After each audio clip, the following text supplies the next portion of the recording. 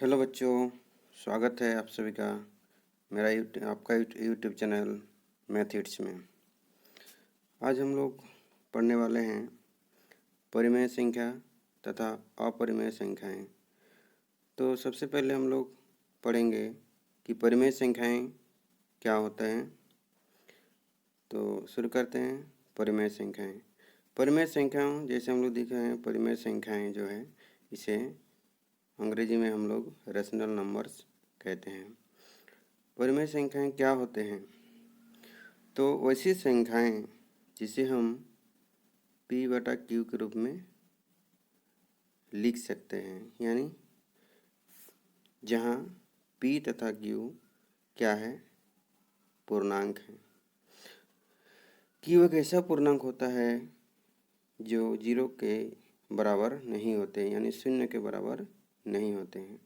तो परिमेय संख्याएं वैसी संख्याएं जिसे हम p/q के रूप में लिख सकते हैं, यानी जहाँ p तथा q क्या है? पूर्णांक है। ठीक है। q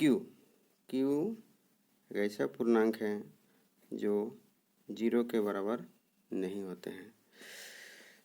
ठीक है। तो इसकी परिभाषा क्या होगा? परिभाषा लिखते हैं हम लोग। परिभाषा लिखते हैं, वैसी संख्याएं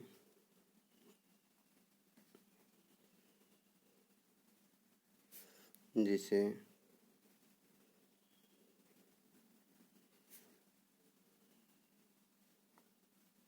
हम p/q के रूप में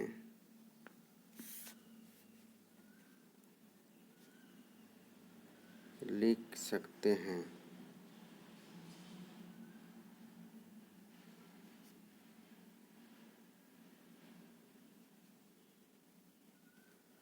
ठीक है। वैसी संख्याएं जिसे हम p/q के रूप में लिख सकते हैं क्या कहलाता है? परिमेय संख्याएं। परिमेय संख्याएं कहलाता है जहाँ p तथा q क्या है?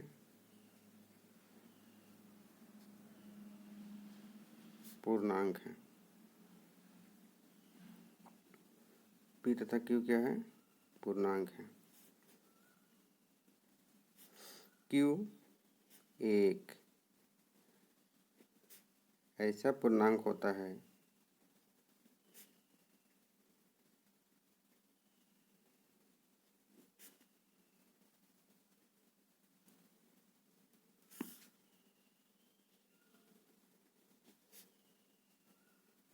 जो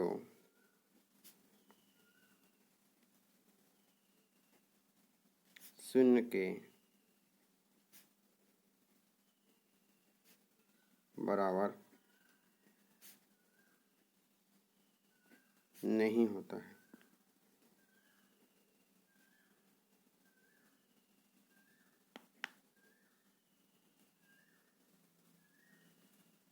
ठीक है। 0 के बराबर नहीं होते हैं। चलिए इसको उदाहरण देखते हैं अभी। जैसे हम लिखते हैं 3/5। तो 3/5 लिखें। 3 क्या है? एक पूर्णांक है। 5 क्या है? पूर्णांक है। 5 एक ऐसा पूर्णांक है जो 0 के बराबर नहीं है। तो 3/5 क्या है?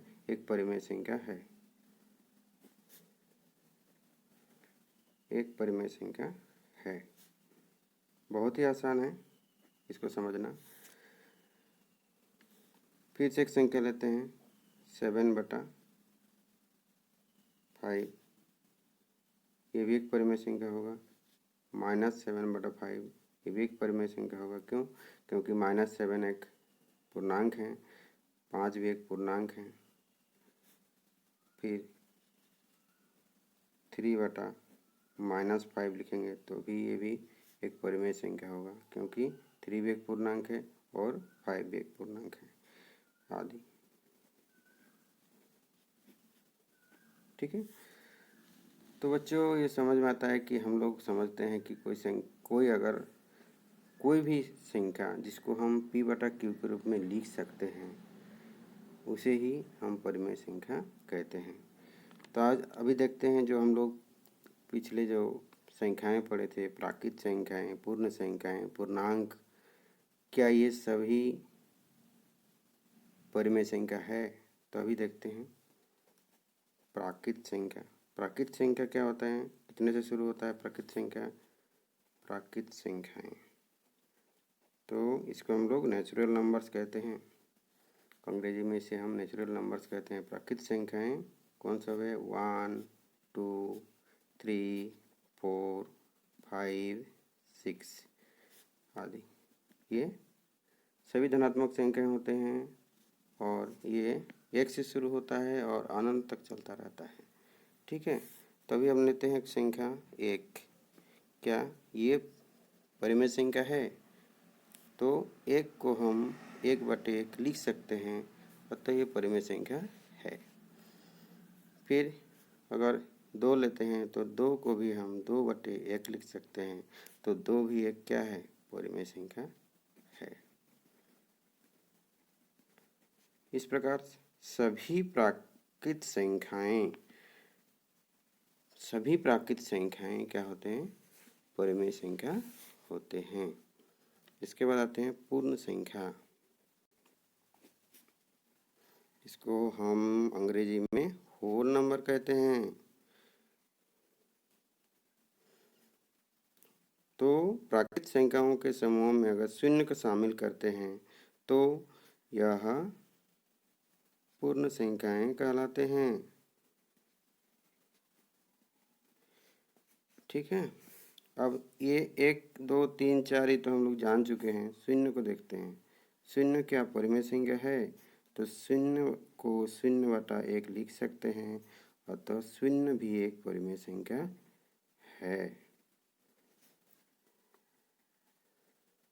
ठीक है, अब आते हैं पूर्णांक, यानी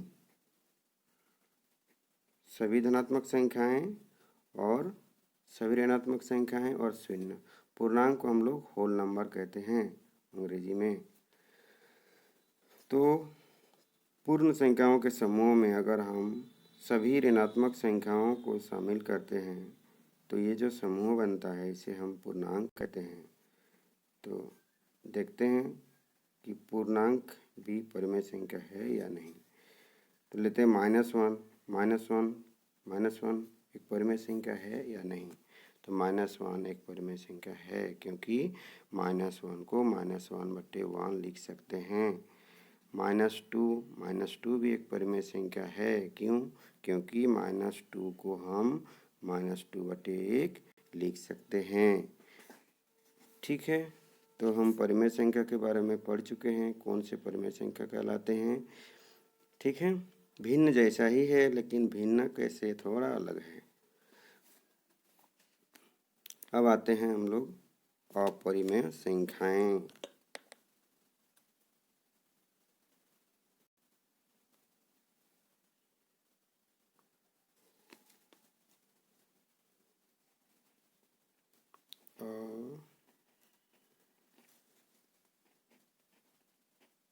अपरिमेय संख्याएं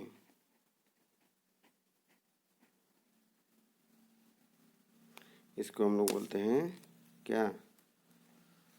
इरेशनल नंबर। क्या बोलते हैं?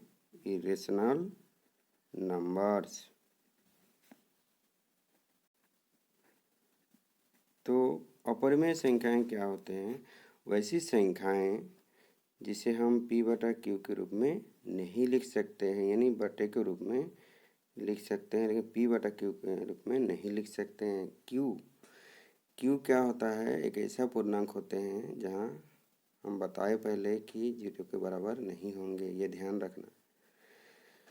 तो वैसी संख्याएं जिसे p बटा क्यू के रूप में लिख सकते हैं वो परिमेय संख्याएं कहलाती है, और वैसी संख्याएं जो जिसे हम p बटा क्यू के रूप में नहीं लिख सकते हैं उसे अपरिमेय संख्याएं कहलाते हैं।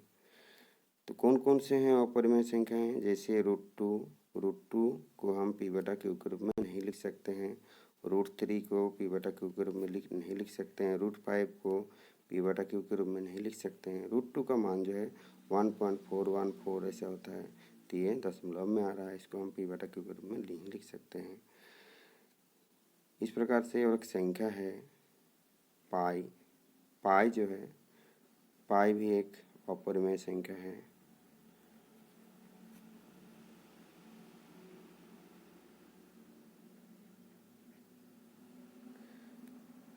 हाँ, पाई का मान हम लोग 22/7 लिखते हैं, पर ये पाई का जो मान है 22/7 ये इसका शुद्ध मान नहीं है। ठीक है, इसको ध्यान रखना है कि पाई एक अपरिमेय संख्याएं हैं। तो ये था परिमेय संख्याएं और अपरिमेय संख्याएं। अगला क्लास में हम चर्चा करेंगे कि परिमेय संख्याएं और अपरिमेय संख्याओं के क्या क्या गुण होते हैं। ठीक है,